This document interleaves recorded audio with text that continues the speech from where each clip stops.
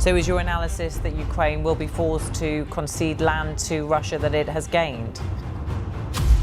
Yes, that is pretty clear. You know, just today I was at an all-day conference on Western support and the future of the Ukraine conflict, including defense and State Department people. And frankly, off the record, but very frankly, they all admit they expect under Trump that not only will there be forced concessions of territory, but that the West will probably push Zelensky, the West itself will concede, at least for a period of 10 or 15 years, neutrality, no NATO for Ukraine. That may be revisited in the distant future, but that's another key concession to Vladimir Putin.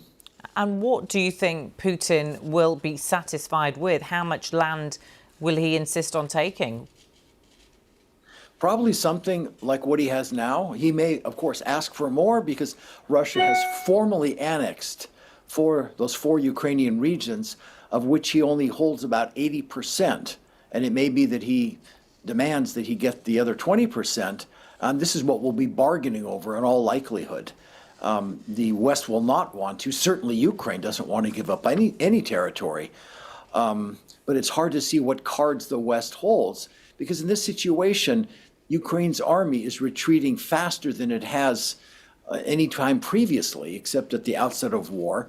The Russians are advancing steadily. Ukraine is also experiencing, high rates of desertion. I wouldn't quite say the army is crumbling, but in some places it looks like that with this rapid retreat. So what cards does the West hold? There's no more escalation they can threaten that has any meaning. And all around Europe, countries are demanding of their leaders to reduce aid and end this war. And that's why it was interesting to see Chancellor Schultz as the envoy of the West, going to Putin, because he's in one of the weakest situations of all, with his government collapsing and the opposition demanding peace talks. It's hard to imagine going to Russia with a weaker hand than we are in Chancellor Schultz. Yeah, and yet President Zelensky was critical of Chancellor Schultz, saying that his engaging with President Putin has opened up a Pandora's box. He wants to retain this isolationist approach to Russia, doesn't he?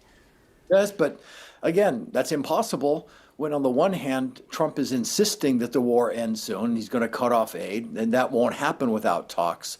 So somebody had to go and knock on Putin's door, and Chancellor Schultz got that unpleasant job.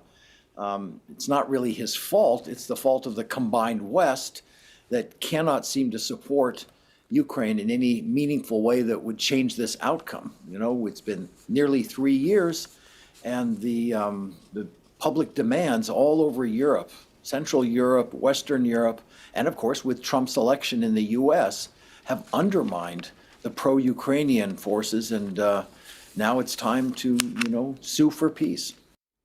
Robert English there. Well, in the past few minutes, the Reuters news agency has reported some comments from President Zelensky saying, from our side, we must do everything to ensure this war next year ends in a diplomatic manner, and also said that it is in Putin's interest to sit down and negotiate, but not to agree on anything. And he also says that the battlefield situation in eastern Ukraine is difficult.